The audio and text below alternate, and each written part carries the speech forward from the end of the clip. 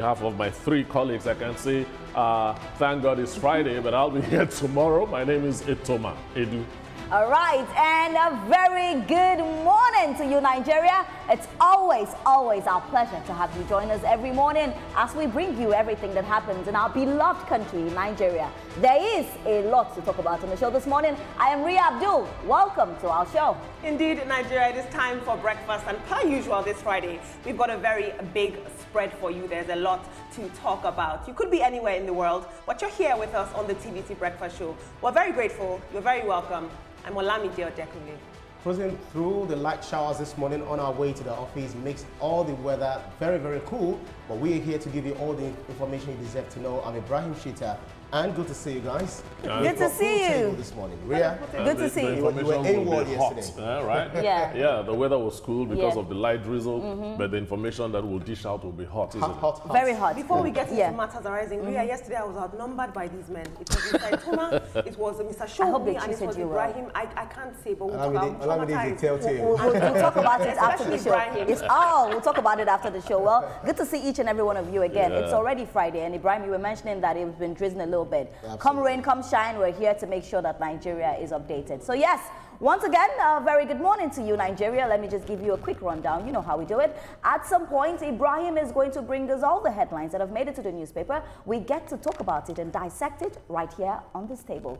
And then when we take you all the way to Abuja, we're going to be talking about electricity and some reforms that the government is putting in place to make sure that the citizens get better electricity. Back in Lagos, we're going to talk about tourism. How is tourism affecting, Nigeria's GDP, and what impact does tourism have in Nigeria and Lagos, to be precise? And then the beautiful Olamide will take us through everything that has been happening in the world of social media and more. So please grab your coffee and let's have a very, very fantastic show.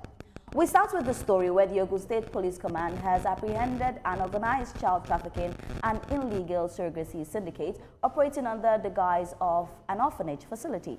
Now, according to the Commissioner of Police, Ogun State Command, Lanre Ogunlowe, 7 children were rescued and 5 principal suspects were arrested in the course of the operation. The case began on the 28th November 2025 when one Amara reported the abduction of her 6-year-old son. Family investigations led to the arrest and prosecution of Chioma Honest and Praise Honesty for suspected foul play. Following the reports, the case was transferred to the SCID for in-depth investigations. On January 21, 2026, the abducted child was dropped at Gowon Police Station, Lagos State, where he stated that he had been taken to Joyful Kids Orphanage, Badagry, and had identified Madam Joy as the operator of the facility. Acting on this intelligence, operatives conducted a coordinated operation at the orphanage. The Ogun State Police Command has recorded a significant breakthrough in its fight against child trafficking and related crimes. And this briefing is to officially present the details of the operation and ongoing investigations to the public. The Ogun State Police Command has successfully dismantled an organized child trafficking and illegal surrogacy syndicate operating under the guise of an orphanage facility.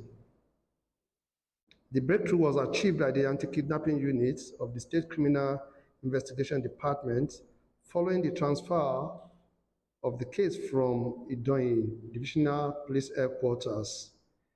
In the course of the operation, 7 children were rescued and 5 principal suspects were arrested, exposing a planned sale of babies at the rate of 1.5 million per child. You're welcome back. You're still watching TVC Breakfast. This is the conversation we're going to be having this morning. Quite a very, very sad one, but I need to give the Ogun State Police Command their accolades because that was very swift and fast. But then again, Mr. Itoma, I worry for, the way we think as citizens. Imagine this woman disguising as an orphanage, because when you hear orphanage, oftentimes you have pity, you have empathy, because these are people that maybe their parents have left them. These are people that maybe their parents are dead. Different reasons why people end up at the orphanage. But to now think that, something like this can happen, and also I was looking at the amount, 1.5 million naira, the life of a child. And she wasn't even paying it in installments. She paid 600,000 somewhere, paid another one again. It's quite worrisome. You see, this story is not new. We've heard of orphanages over the years. We've heard of orphanages being used for child trafficking, and things like that, kidnappings and so on. My worry is that we are so lackluster in Nigeria. I'm putting the blame on Nigeria as a government, all right? We are so lackluster at checking our institutions, at regulatory services. We do not do that. You know, if you say you have an orphanage, it means you registered it somewhere. So from time to time, inspectors should go around checking these orphanages. This is one story too many. The only positive side of this story for me is that the Ogun State Police Command did something immediately. They really didn't care that the person involved is not a VIP, and they went straight ahead and did their job. Yes, they have cracked Madam Joy and her small, no, not small, and her wicked organization. But it points to the fact that we need to do regulatory services much, much better in Nigeria. We need to wake up in that sector. We really need to wake up, Olamide. It just makes me say this: nowhere is cool, where is safe? That's the question we want to ask. And let me just take you this quickly. So it was 1.5 million naira. She first paid 900,000 naira in cash, and then she did the remaining 600,000 naira via bank transfer to a woman known as Kelly.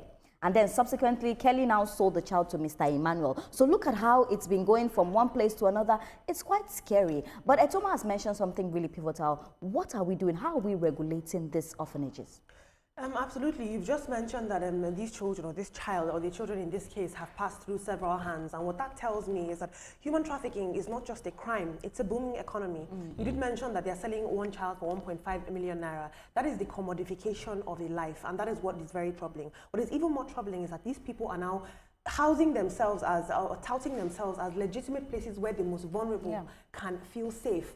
And yet these children remain exposed in this way. It is very, very worrisome. Some statistics for you. Nigeria ranks among top 10 countries worldwide where persons are trafficked, actual human beings. And 75% of those people that are trafficked, guess what, are children between the ages of 6 to 12.